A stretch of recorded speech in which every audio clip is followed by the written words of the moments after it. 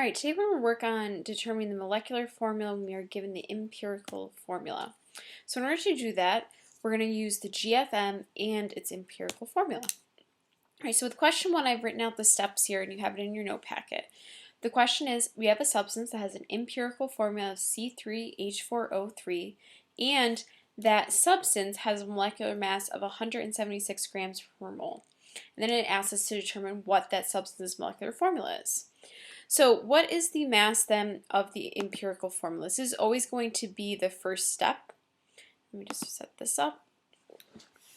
So our empirical formula is C3H4O3. So we need to find the mass of this formula in order to go on to determine the molecular formula. So with this we want to go ahead and I'll write it out this time. Carbon is 12.0 times 3. Hydrogen is 1.0 times 4 plus oxygen, which is 16.0 times 3. When I add those together, I get a mass of 88. So now we want to think about the molecular mass is how many times larger than the empirical mass. Okay, our molecular mass is up here, 176 grams per mole. So we want to see, if we want to know how many times bigger that is, we have to take that and divide it by the empirical formula. So we're going to do 176 divided by 88, so we get 2. So the molecular formula must be how many times larger than the empirical formula. It's simply the same answer as number 2. The molecular formula must be 2 times larger than the empirical formula that we were given. So it says multiply all the subscripts by our empirical formula by this amount. So our empirical formula is C3H4O3. Okay, we're going to go ahead and multiply by 2, which then gives us C6H8O6. And one way to check this is to make sure that this should have a mass equal to 176, okay, which we do. Alright, so now we're going to go ahead and do a couple more examples. You're going to see the same format in terms of the sentence structure, and then you'll see that eventually on a quiz. Alright, so for question number 2, we want to think about what is the empirical formula, CH3, and then what is its mass. So CH3 has a mass equal to 15.0 grams per mole.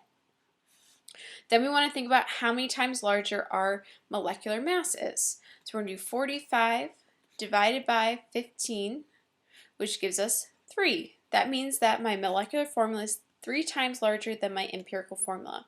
So CH3, I'm going to multiply that by 3, which means I now have C3H6, and that should have the mass of our original amount, which was 45. Question number 3.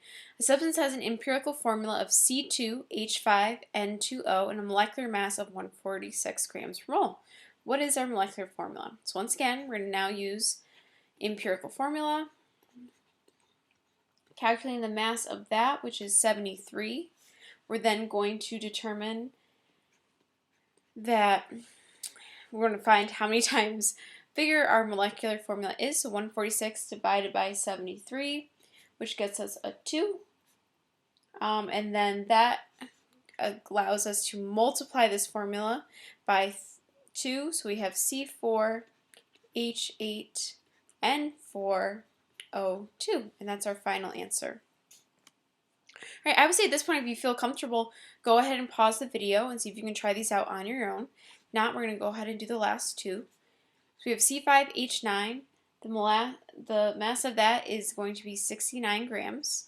We're then going to do 345, which is our molecular mass, divided by 69.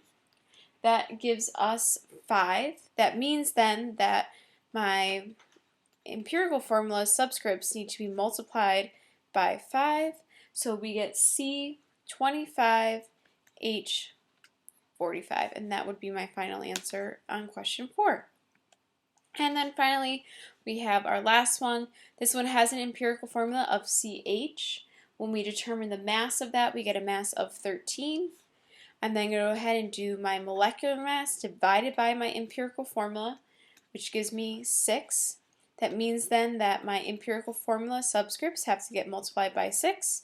So I get C6H6. And remember, if I go ahead and check this amount, I should get the molecular mass of 78. Okay, and that's it. Obviously, this combines some other skills, empirical formula, gram per mass, and then our final goal of determining the molecular formula.